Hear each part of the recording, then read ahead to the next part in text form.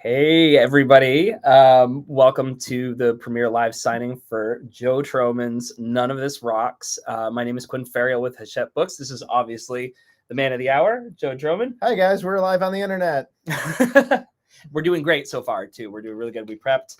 We're ready to go. Mm-hmm. We've got Joe's book back here. We have many copies. Yep. We've got a few extra. Speaking of a few extra, while we're here today, we're going to do some questions. We're going to do some reader questions, customer questions, and then we're also going to be doing one thing that we have not talked about yet. We're going to be offering you a chance to win one of these exclusive merch kits that are filled with a lot of cool stuff that we're going to talk about right now. You've got stickers. You've got a bookmark. You've got a secret playlist access pass. This is a pass that gets you into a secret playlist that Joe curated, follows the book. It's going to be very cool. One song for every chapter. You get a t-shirt, of course. And then, obviously, you get a signed copy of the book. And there's a lockpick. Yep. There's a garrote in there and a balaclava in there. So do whatever damage you need to do. I don't think we're supposed to tell them about that, but okay, that's fine. It's all right. We're moving on. Anyway, so what you got to do to enter that sweepstakes, you have to take a screenshot of this stream. You have to post it to your social media account, and you have to use the hashtag None of This Rocks. And if you'd like to, you can tag Hachette Books on any platform, and you will find us. We will find you. We're going to announce that winner after the stream. At the end of the stream, and then we are going to contact you after the stream, and we're going to get you that box. We'll get your shipping information and everything. So that is all the preamble. Without further ado, you want to talk some questions? We can talk about questions. We can talk about questions. We can talk about talking about questions. So we'll start with the book. I'm gonna start at the beginning, early on. I think. So looking back, I'm talking like high school Chicago years for you. You know, meeting Pete. And that time, you reference a ton in the book, a ton of notable punk bands, names that, I also felt attached to at that time in my life. They were just burning down the batteries in your Walkman all the time. What of those bands do you still listen to? I still listen to Black Flag on the regular. I recently, because I was introduced to Black Flag maybe when I was 9 or 10 years old. I was pretty young. And so my daughter, who's 8, I played her something from the first 4 years compilation of Black Flag 7 inches that had, I think it was the Keith Morris era Black Flag. And I was like, this is going to blow your fucking mind, kid. And I put it on, and oh my God, she thought it sounded like utter trash. She thought it was terrible. But I'm still listening to all Black Flag records. I mean, Bad Brains, Minor Threat, Quicksand. I listen to it all. And, I think we all, at the end of the day, want to revisit our youth or the things that we discovered in our youth. And we're nostalgic, especially as we get older. We are grasping at straws to feel young again. So that's what I'm stuck on still. I'm still stuck on old punk rock and hardcore. Cool. Yeah, it never really leaves. It doesn't totally leave. Yeah. It feels nice and common, or nice and warm and familiar. Yeah. Good. Of any of those bands, have any of them that have stuck around with you? Do you identify any of those as major influences on your playing, either back then or as you've changed kind of as a player? Yeah, I mean, like I said, Black Flag is a huge influence. Weirdly, like I got more into classic rock at one point, still am, and so I got really into learning every Zeppelin riff I could learn. So that's a bit of an influence, the kind of bluesier rock side of things. Yeah. I don't know, just anything rock, anything guitar at this point. Yeah, awesome. All right, well, moving on a little later in the book, let's talk about what the fans call Tromania. Okay. It's an energetic kind of stage presence that you're known for. So I've got a personal question for you, essentially, but I think a lot of people are probably curious. How do you do that thing where you spin with your guitar? Like that's yeah. That's just like, I think in an attempt to like kind of emulate you when I was a kid, I definitely smashed the neck of my first like nice electric guitar in my friend's basement and everything. Never really figured it out. So I'm sure a lot of people want to know. How do you do? I figured it out by not wanting to hurt myself in other ways, because there are a lot of other bands that were doing what Pete Townsend from The Who had been doing many decades prior, which is flipping the guitar just around his body, just doing a kind of guitar loop de loop, I suppose. I don't know what you call it, but and you have to do that with enough momentum and enough force, otherwise the guitar will come crashing down on your head. And there's a reason I was bad at skateboarding is because I had a lot of fear. So, and similarly, I was bad at even attempting that Pete Townsend-esque move because I had a lot of fear. I didn't want to hurt my head. So I tried this other move where I just physically would start kind of from the back and then just jump in the air and just pivot my body all the way around, just with as much force and momentum as possible. And that's how the move started. It started as a way to not hurt myself. And what I ended up doing with my degenerative back problems is I hurt myself permanently for the rest of my life.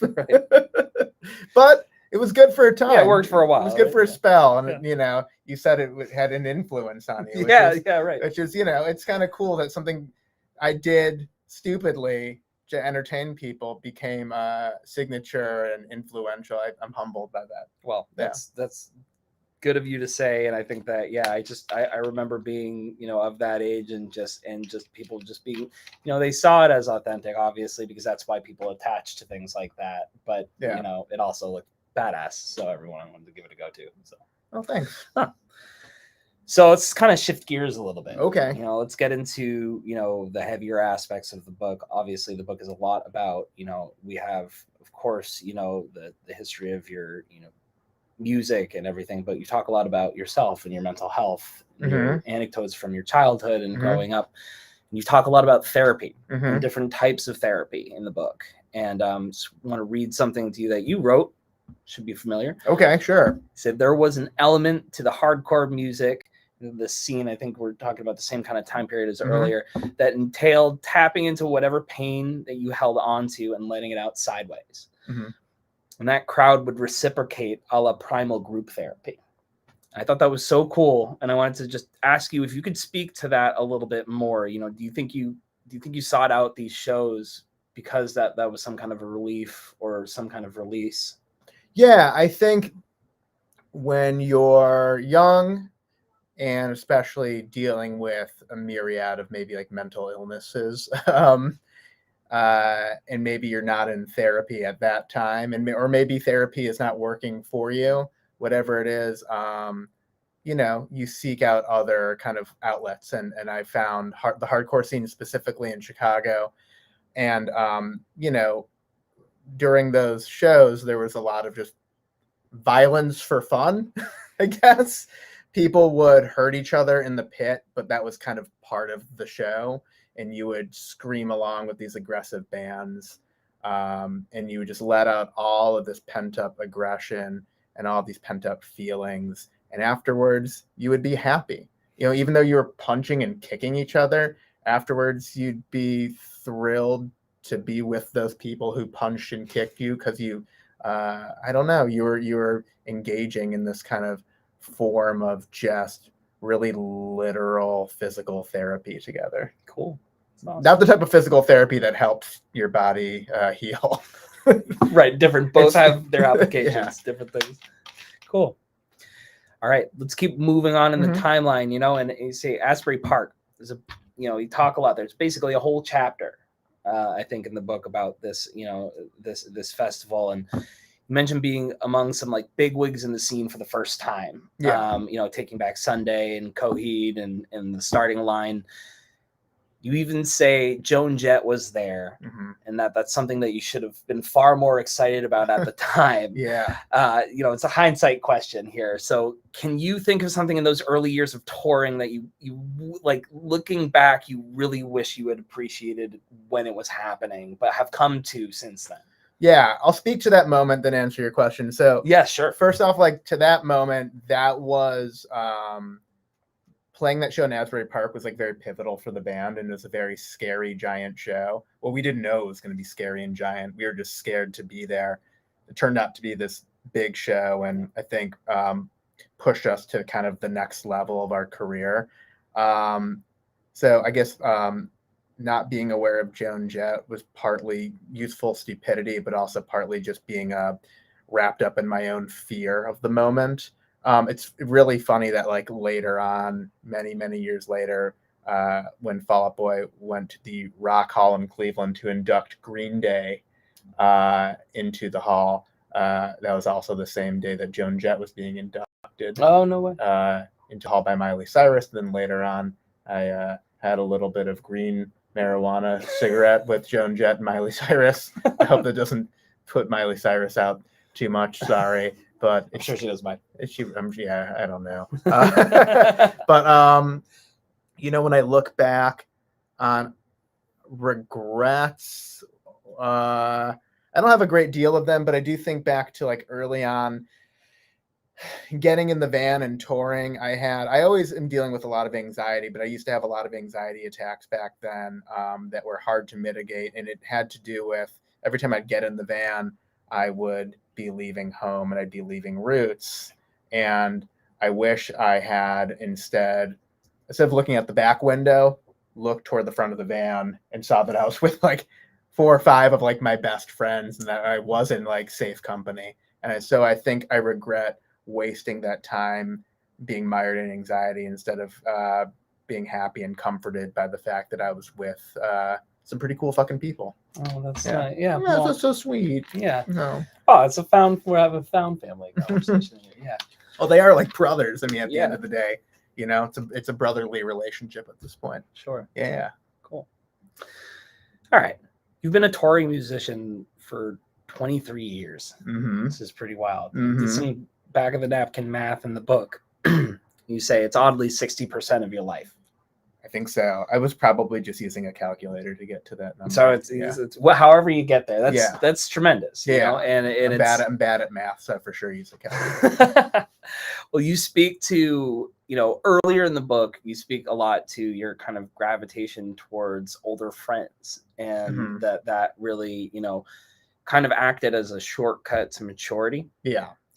You ask kind of, it's almost like a question in the book. You ask like, there are things that you like, what did I miss? And I'm asking like if there's anything that you can think of that you missed, or if, you know, if there, Yeah. I mean, I missed a lot of things I don't realize that I missed or don't know that I missed. I think the way I see it is, and I look at it from the perspective of my own children, is they still have this innocence, and especially my oldest, who's 8, is beginning to lose some of it slowly. And what I did was I lost it very quickly. Sure. Like when I went on tour at 15, my innocence was just like the veil was ripped away very quickly, and I skipped all of these steps and had to fake like I was an adult like the rest of them, but I wasn't really.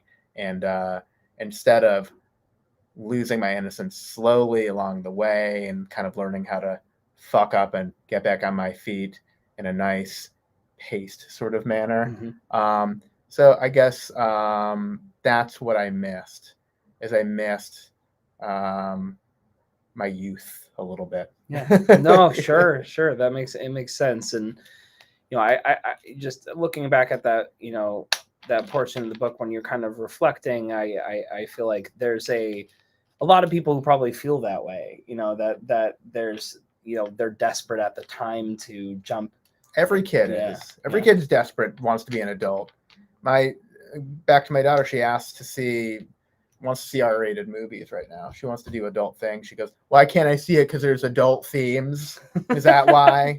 I told her, you know, we were FaceTiming yesterday. I'd just seen Barbarian. And she goes, I saw the poster for it. Is it cool? And I go, yeah. And she's like, can I see it? I go, oh, goodness, no, you cannot see that movie. You're 8. No. She's like, when can I see it? I go, when you're 30, you can see that movie. Yeah, right. You know, and she wants to rush as well. Every kid wants to rush. Youth is wasted on the young, you know. No one is young, rebels in their youth, and they want to just skip it as quickly as possible and go do the big kid stuff. And I say to all of those children and any on this live stream, enjoy your youth while you have it, and enjoy the time you have. You have all of this time to grow up and learn. Skipping the steps along the way, what happens is one day you've skipped all these steps and you have to now fake it and pretend like you know all these things that you do not know. And that's a a stressful situation to be in, and then also to try to learn things that you skipped as a kid, as an adult. Bad news is, as you get older, your brain is not so good at learning anymore. So, enjoy youth, youngins. I've started to feel a little bit of that. Yeah, it myself, happens. honestly. It's they tell you with like languages, when you're learning languages, that you can do it easily when you're young. Yeah, your brain's just in this. It's petrified. Yeah, our brains are petrified. Yeah, I'm petrified all the time. Mm-hmm. So you talk about what you missed. Have you kind of made peace with that fact that happened in the past? Yeah, I mean, like, there's no getting it back. Of course, there's no getting it back. Yeah. Have you found the time machine? No, not yet. No, yeah. I have movie questions. And for plus, you later, according to Stephen Hawking, the late Stephen Hawking, there is no traveling back in time. It's paradoxical. You can only travel forward in time. Right. No, I mean, it is what it is. I mean, like, my life is good, albeit like that I have problems, but I mean, I'm working on those problems, but I have a very good life. So, I mean, whatever led me here, overall, I'm grateful for, even though like there was missed opportunities and pain along the way. Sure. Great. So we'll talk a little bit more about the music now. Okay. All right. Let's talk about music. Let's talk about music. Nothing better than talking about music. No. Yeah. We should. Don't listen to it. We should have brought a speaker in here or something. Yeah, I don't know. So you talk about the division of labor, in Fall Out Boy, but everyone kind of like falls into a role. Everyone has strengths, but among all the projects that you've been involved in, musically and otherwise, because there's a lot more out there. What's your proudest like creative accomplishment that you can think of? I mean, it's a tough one. Let me just burp really quickly. There we go.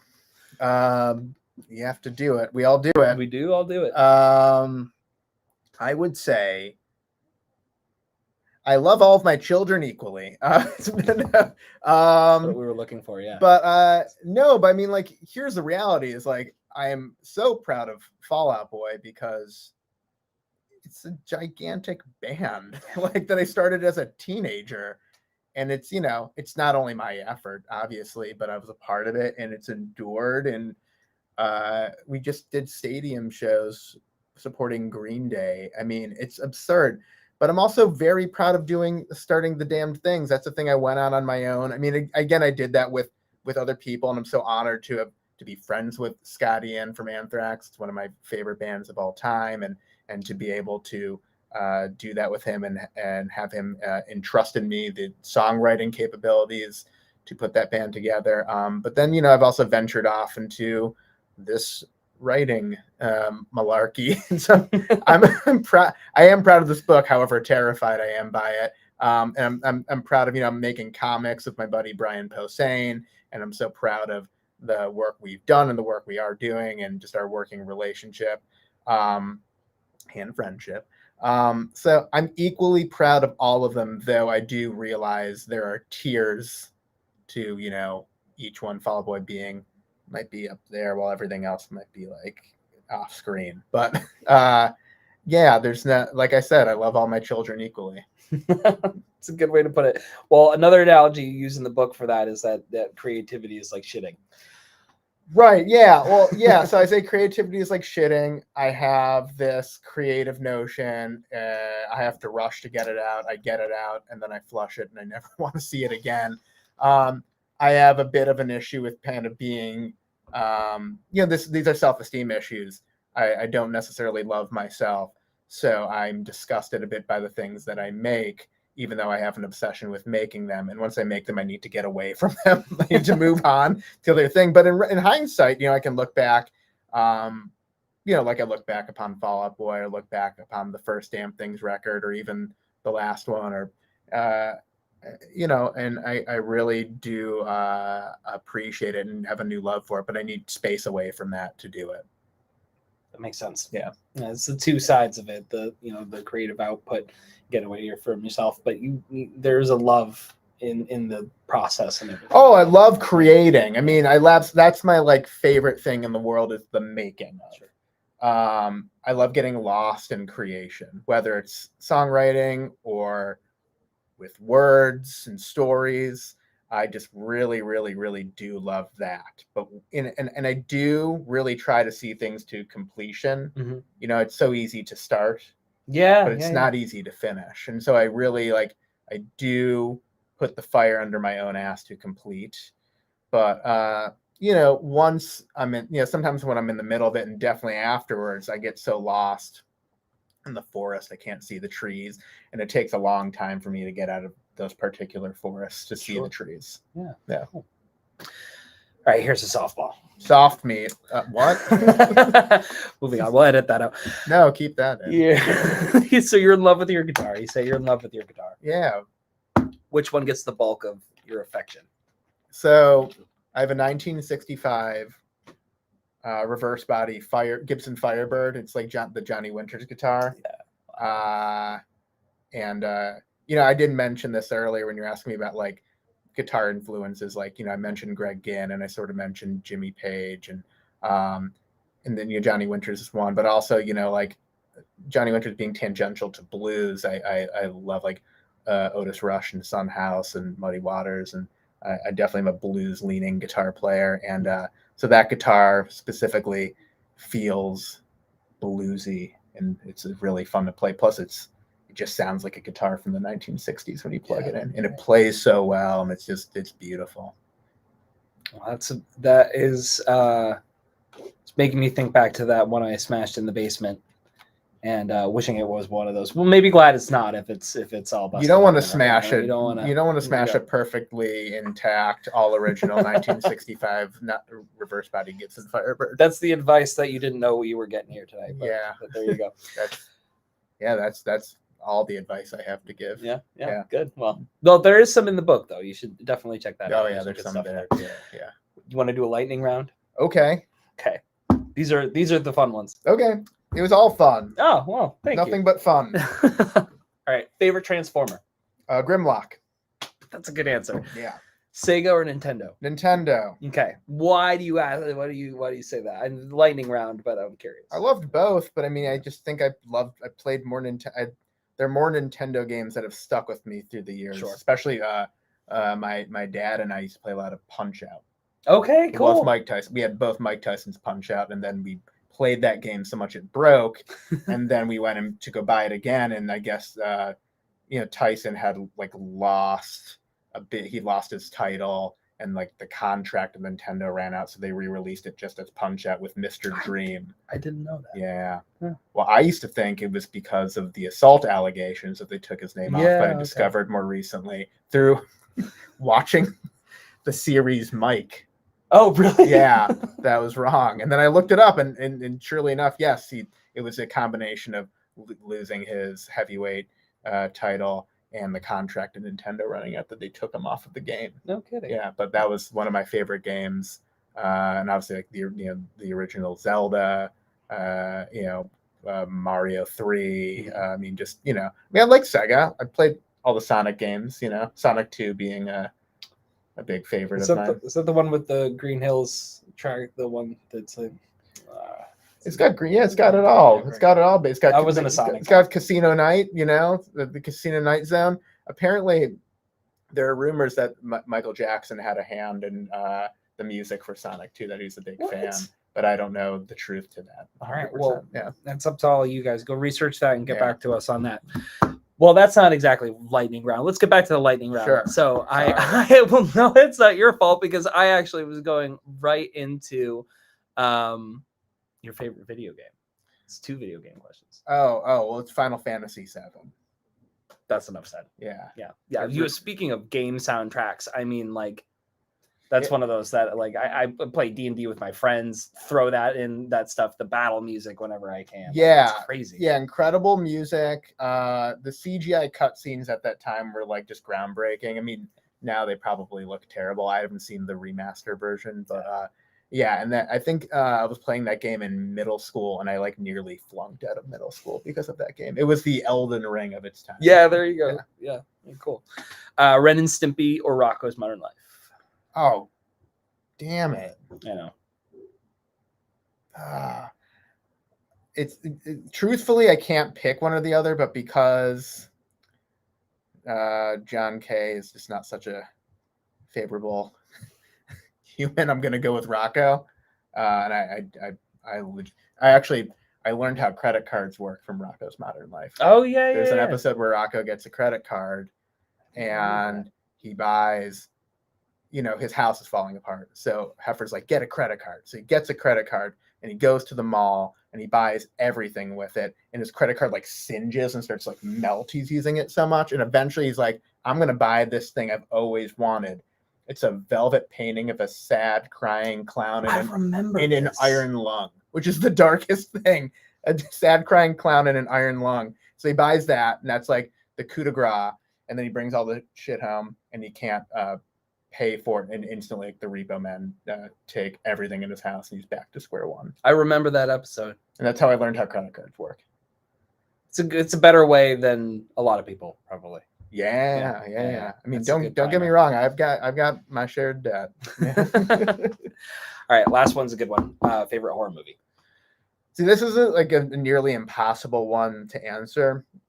So I'm just gonna say the one that affected me the most the first time, because one of the first, and I talk about this in the book, one of the first horror movies that I saw at 7 years old was The Omen, and my mom just was like, we're gonna watch The Omen. And I was like, cool, what's that about? And she's like, you'll see. And then I learned what suicide was through watching that movie. It was terrible. I love that movie, but the one that really affected me the most, gave me horrific nightmares, was Texas Chainsaw Massacre. Oh, but then, yeah, okay. And that movie's just nasty, and it just feels real, and it's just gross. And I kind of like feeling dirty after a horror movie. I just saw Barbarian, and definitely has a little bit of that. It's a really good movie. But there's also a recent favorite that's not seen very. I don't think many people have seen this. Is a movie called Anything for Jackson. I would highly recommend, if you're a horror fan, that will give you nightmares if you are interested in having nightmares. It's more good advice. How about we do I have one more lighting. Okay. Favorite Star Wars movie of the original 3? Empire Strikes Back. Okay, easy one. Yeah. Do you have a favorite character? That's harder. That's hard, but I would say, and this is such a stock answer, but I'll say why. I've been, I gravitate towards Yoda because of the amount of wisdom that actually applies to real life. One of my kids, when I ask her to do something that I know she can do, says she'll try. So I always tell her there's no try, there's do or do not, which is a wonderful adage. Yeah, that's stuck with me too. From the little green man. Good answer. How about we do some customer questions from people who have picked up a copy of the signed edition, which you can still do from Premier Collectibles. It's still available. You can hit the link, and you will you see right there at the bottom, whatever that side is, and go grab your copy if you have not yet. But we've got some questions from people who bought your book. Okay. You want to read some of those? Yeah. Okay, let's do it. And they're all very complimentary, of course. Thank you. Yeah. Good in advance. So Aneta from the Czech Republic. Wow. Yeah. These are from all over. It's great. Says, I really like With Knives. Would you consider doing lead vocals on any song again? I just love your voice. Well, it's very nice of you to say. I don't like my voice, but I appreciate it. Would I consider doing lead vocals? Well, here's the thing about Fall Out Boys. We have a really great singer, so I don't think I'm going to get the opportunity to do it in that band. Well, again, that is so nice of you to say. It would really just have to be the perfect opportunity with the right people and the right amount of inspiration. But there's always a chance. I consider often just doing something. I have a recording studio at home, and I flirt all the time with I should just go make a record by myself and sing on it, and I can just affect the hell out of my voice so it sounds cooler. And maybe I'll do that one day. But with everything I have going on in music and outside of music and my kids and everything, it's been hard to find the time. So maybe. Well, cross your fingers, Aneta.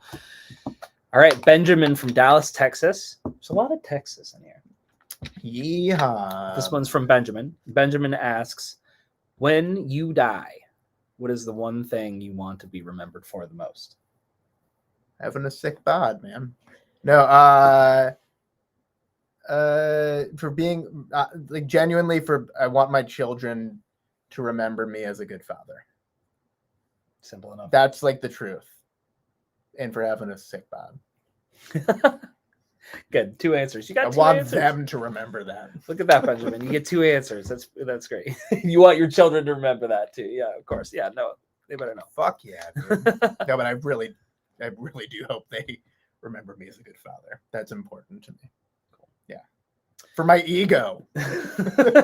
my legacy. dead ego. Everyone's watching Succession shows right now, and that's it's a big deal how you're remembered and everything, how your children come back to you. Yeah, absolutely. I mean, I have a dead parent that had left a legacy behind, and while I love her, there's some memories that are not so great. So, I don't want to do the same to my kids, Yeah. All right. Alex in Atlanta, Georgia asks, in the book, you describe the hazing and the rough rituals of the punk scene in Chicago in the early 2000s. How do you think times have changed, and do you hold any resentment over your treatment in the scene? Yeah, so those hazings happened early on tour when I was really young. I don't hold any grudges about that. I think weirdly, as much as it sounds really distorted, it came from a place of strange love. Like they all wanted me there, but they wanted me to be like them. And they felt the way to achieve that would be to not literally beat me into the group, but, sort of haze me into the group. And I definitely grew up and learned what touring was quickly through that. And it weathered me quickly, and it set me up to continue to tour. And, I've been doing it ever since. I don't think you could do that anymore. I don't think you can get away with that in 2022. I don't think the climate would approve of it. I think there would be some cancellations in store for those that did it. So times have changed, I think. Yeah. Cool. If you're going to punch somebody, though, do it when they're not looking. And then you all come together after the show. Yeah, then you come together and afterwards. Yeah. All right. We've got Spencer from Chicago asks, what is your favorite song to play live? And one song that you wish you could play live more often? That's the song. Yeah, that's the song I like to play live the best, but also don't get to play enough. Yeah. I like playing I Don't Care a lot. That's a fun song to play live. I do really enjoy it. It just rocks. No, but it's really fun. And then I was talking about this with Patrick, and you get in your car and you have your Bluetooth on, and your car's like, I'm just gonna play any song I want to play, no matter if you want to hear it or not. And it just played Fall Out Boy, which I don't listen to on my own, and it played of all the gin joints in the world. And that's I was like, I forgot how good of a song that was. And I remember texting Patrick and being like, I wish we could play this one live, but the way our sets work, where we normally just try to give everyone the hits, shut up and play the hits, it normally wouldn't fit in there, but it would be fun to play that one again. It's as the kids maybe used to say, it slaps. I think they still do. Do they say that? I looked up a list. I looked up a list of Gen Z terms. Oh yeah, for this or just in general? I was working on something, and yeah, I was wanted to figure out if standing was still a thing. Well, it is according to the list. According to the list, you guys tell me. But slaps wasn't on it. But I love saying people say things are a bop. I've heard that. But that feels like a lighter version of slapping. You bop something or you slap it. You know. Yeah. I think when you're saying something slaps, you really commit to how much you like it. So I think that song slaps. All right, nice. I agree. Thanks. I love that song. Yeah, thank you. I mean, yeah, thanks. Yeah, you're welcome. All right, we've got Lorraine in Glasgow. It's Glasgow. Is it Glasgow? It's Glasgow. Oh, nice. Yeah. You said Glasgow. Glasgow. No, not cow. You said Glasgow. Glasgow. It's Glasgow. Glasgow. Yeah, it's okay. Thank you. I'm just helping you out. Asks, what was your favorite thing about writing the book, And were you worried about how people would react to it? I'm so worried how people would and will react to it. I mean, it's just came out today, so reactions are abound or will be. Yeah, I mean, I wrote a book with a bunch of personal information in there, and I think while I wrote it, I was just concerned about it being good. I mean, obviously, I had the wherewithal to know that it was going to be released, but now I guess I didn't expect as much interest. So with the amount of interest, I'm now like, oh, now everyone's going to know about all my personal, things. Yes, I mean, I'm terrified. But that being said, I think like the best thing about writing it is when there were times where writing was just hard, because writing is hard. But there were times where I had just like sort of I'd go into like a fugue state, and I would just have this fluidity, and I could just write 5-10 pages without stopping. And that was really nice, because it made me feel like I was a good writer. Even though I'd like read it back and go like, this is shit, this needs to be punched up like crazy. And that's again how writing works as well. It doesn't start off as beautiful, you have to get it there. But yeah, I did enjoy like when it was fluid, and I could kind of just sort of weirdly disassociate and just kind of like let it happen. Totally. Let it pour out. You can hear it when you read the book too, which you're all going to get to do very soon. But it definitely, like, there are those moments of like cascade where you can kind of watch your brain like work that way. It all sounds nice, of course, but you can kind of hear you get into the like, it's almost like a lilt. Like there's a lyricism to it where it's musical, it's rhythmic. Yeah. I think at the end of the day, I brought this up earlier in a different interview, but I brought up a different part of this, and I've been taking this. I've been Alan Moore, the great comic book writer, one of the greatest of our time. He's a great writer in general. He talks about writing in iambic pentameter, and that there needs to be a musicality to writing and a rhythm to writing. And I did try to make sure that it felt like there was a rhythm to this book. So A, it would flow, and B, it would be hopefully enjoyable to read. Yeah. I think you succeeded. Thank you. Yeah. We've got one more here. Simone from Austin, Texas. Told you there was a lot of Texas. Joe, do you still have musical goals, like producing, writing for others, or has the last 2 to 3 years spurred you to prioritize or take time for passions outside of music, like your writing and comics and animation? Start there. She's got a 2-part question. It's a good question, or a good series of questions. I think most of my musical ambitions lie in whatever Fall Out Boy may do next, or keep myself pretty much like free musically for the band. I think because I have opened up this other kind of career, this writing career, which I'm really grateful that anyone would let me do it. That's starting to take up a lot of my brain space. So writing this book, and even just being in the middle of release day, is taking up a great deal of my mind. And I am in the midst of, writing comics, and that is taking up a great deal of headspace for me. And there are other writing projects that I have to focus on. So it makes it hard to split and go into music mode. But, Fall Out Boy always takes precedence. So if there were a Fall Out Boy thing I had to do, I would go do it. It doesn't mean I won't do another musical project again.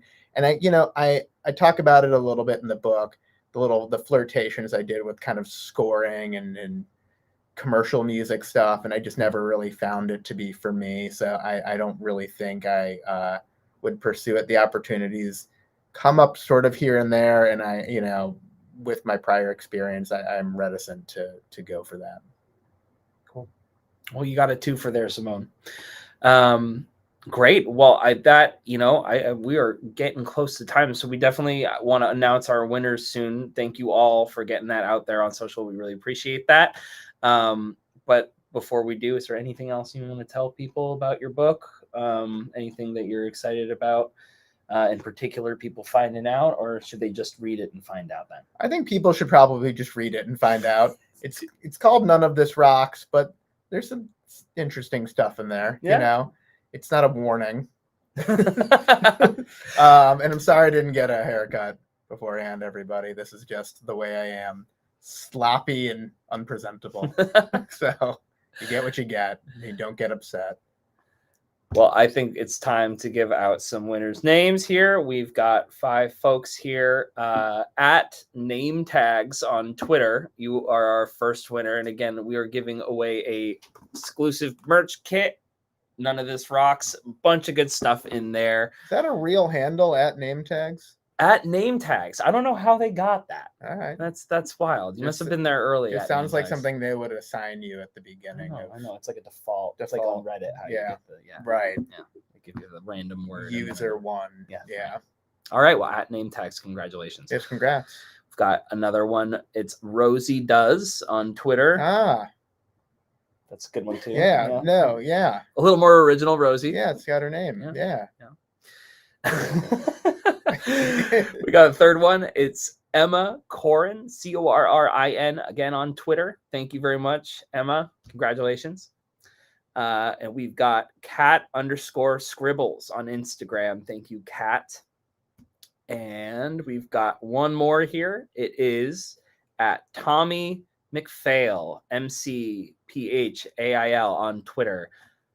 Those are our 5 winners. Thank you so much for everyone who got that out there, and thank you, for the support of the book. Yes, and thank you. Yeah, thank you.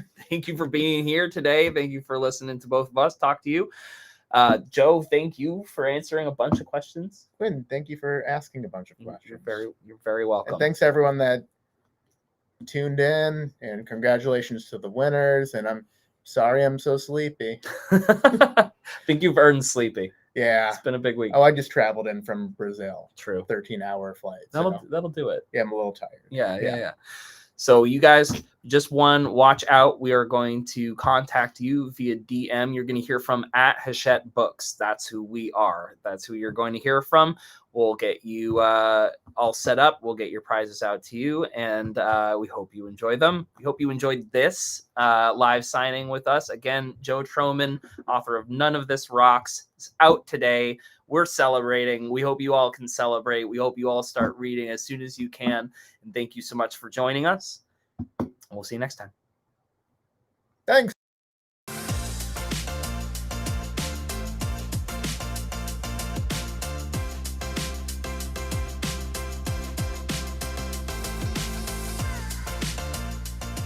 Hey, this is John Acuff, New York Times best-selling author of 7 books and someone who's done a live signing. If you like the one you just watched, make sure you check out our YouTube channel. It's full of amazing authors having great conversations and signing books for viewers just like you. So make sure you subscribe, and thanks for watching today.